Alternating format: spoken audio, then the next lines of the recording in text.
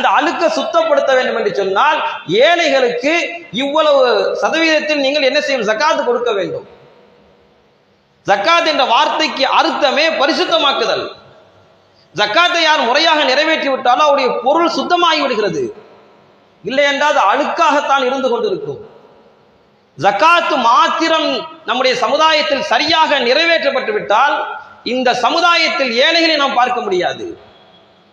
பள்ளிவாசலிலே எனக்கு உதவி செய்யுங்கள் என்று கேட்போரை நாம் பார்க்க முடியாது. எந்த சமுதாயத்தில் வேண்டுமானாலும் ஏழைகள் இருக்கலாம்.